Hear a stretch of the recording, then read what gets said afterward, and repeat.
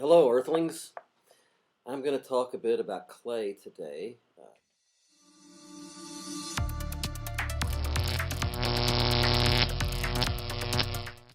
I enjoy working with clay a lot for a variety of reasons, but there are several general ways of shaping it that I would like to talk to you about.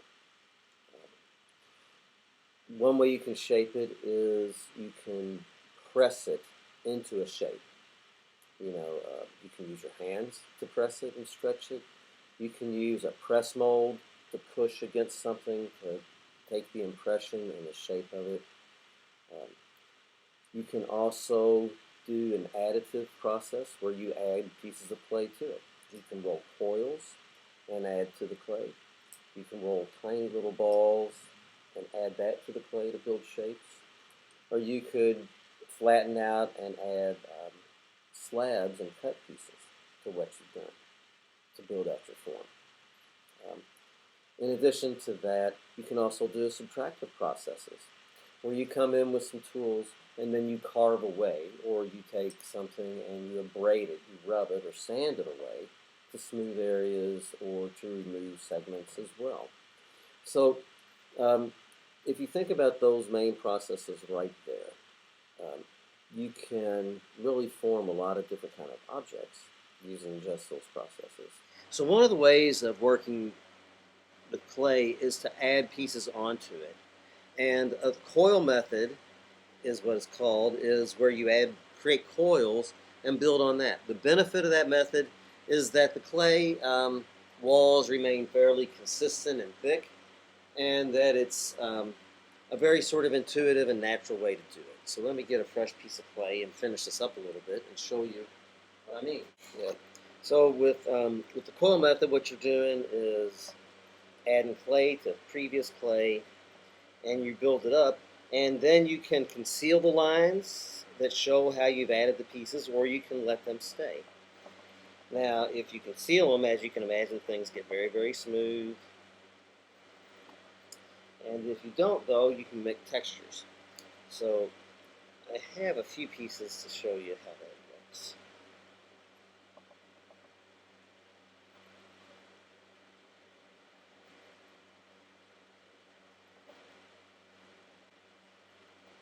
Yeah, you can make this clay go any way you like.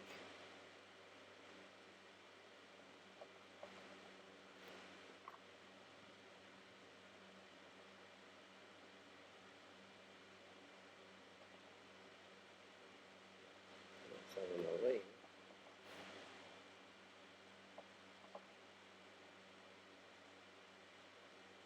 Okay. So there we are. We have 3 coils and a central piece in the middle.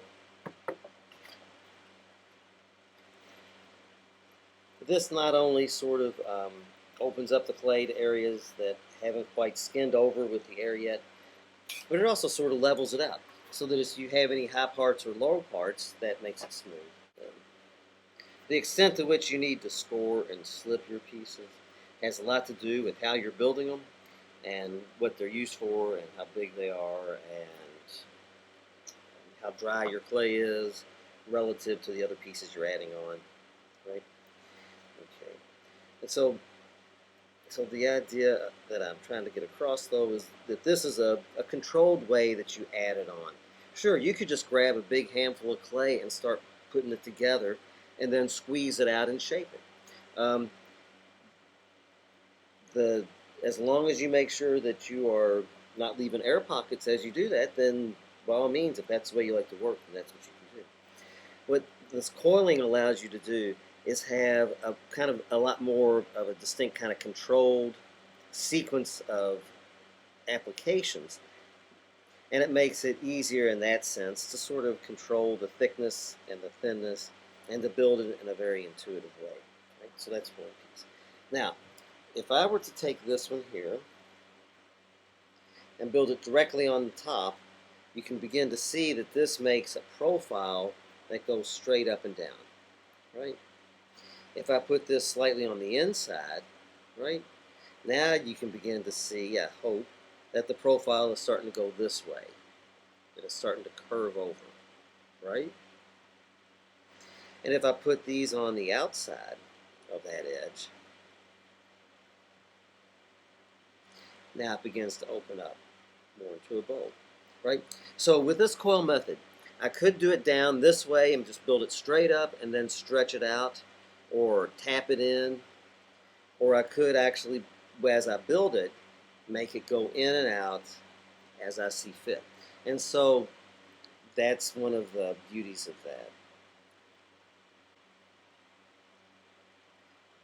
Now, to make sure these pieces fit really well, it's always good to sort of smear them down or put them together, right?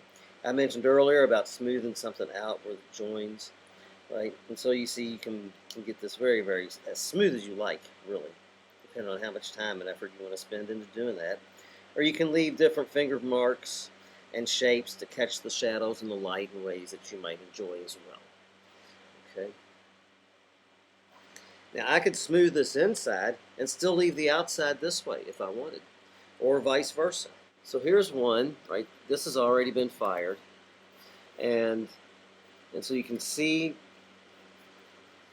the sections that I had added it on, and you can see the marks that I used as I smooth the pieces together.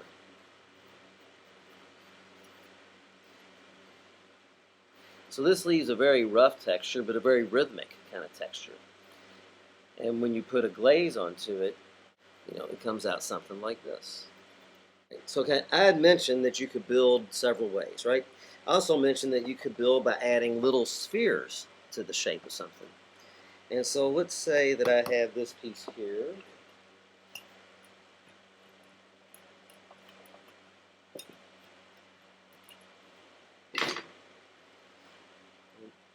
Nice and flat. So with this flat piece, I could also give it a little cut.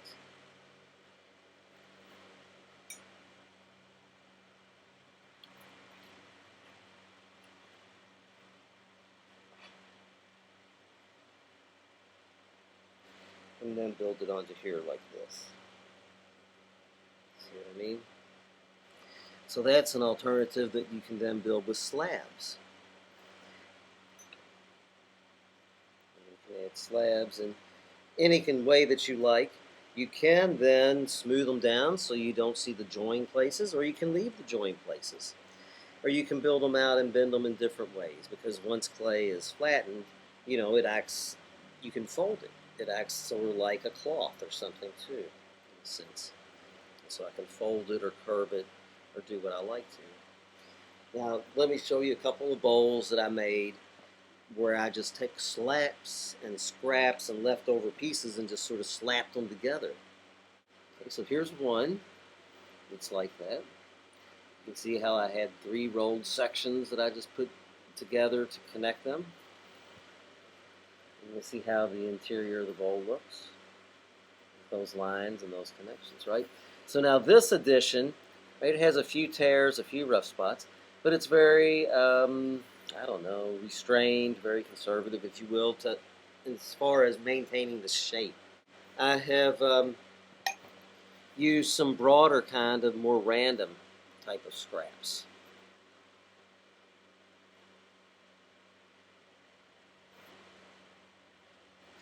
But it's still round and still serves the function of a good bowl. Okay. So as I was saying, you can also build a piece by adding different shapes that you cut out. Right? Like there's this rolling pin. See, I started with that, and I'll start with this.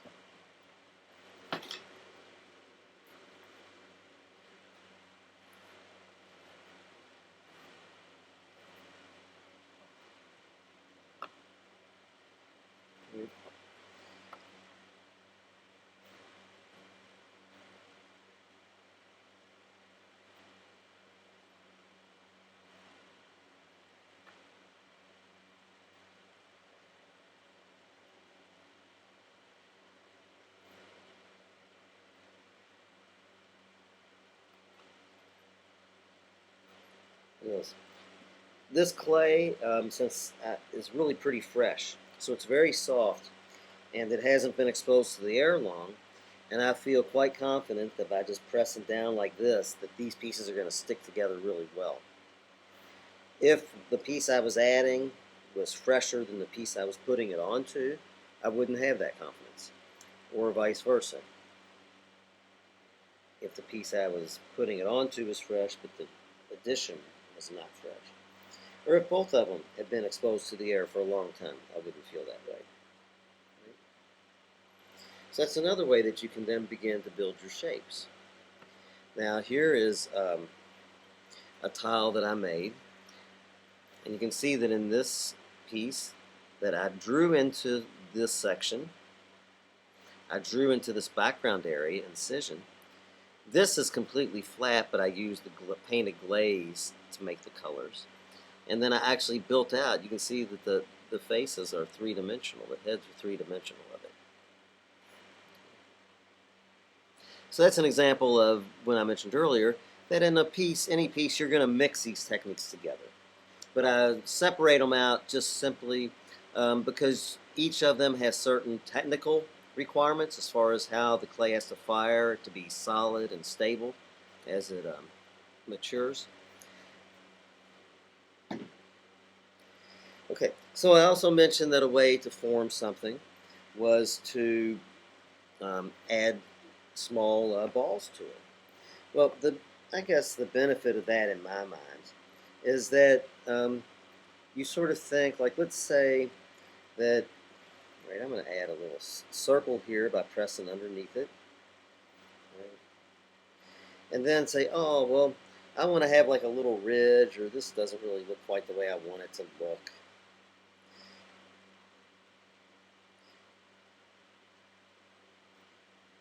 And so this is a very, I don't know, it's not necessarily meticulous, but it's like you're making little incremental changes. You're making tiny little changes that you're not going to see until you put a lot of them all together.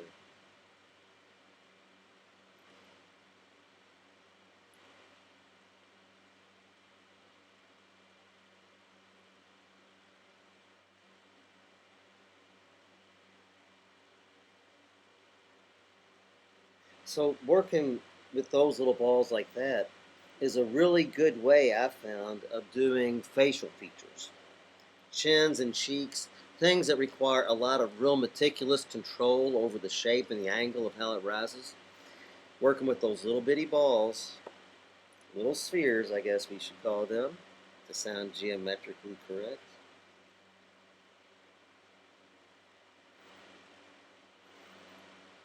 Sphere, then you squash it down a little bit, you squash it down a little bit, and then when you put it in there. So a lot of these techniques, now that I think about it, are ways of having a lot of control over how you add the piece to where it is. There are a lot of other techniques and methods of making things. You know, whether it's hammering the top of a piece with a paddle, or whether it's spinning a piece on a wheel and trimming other excess pieces, whether it's building lids and spouts for teapots. All of those other things are based on those exact same ideas of stretching and pushing the clay when it's plastic and soft, of carving into it and smoothing it down to create its surfaces, of adding pieces to build it up bigger, and carving pieces away to refine and create delicate kind of shapes and proportions. And so I've enjoyed showing those to you, and I hope you've enjoyed watching it.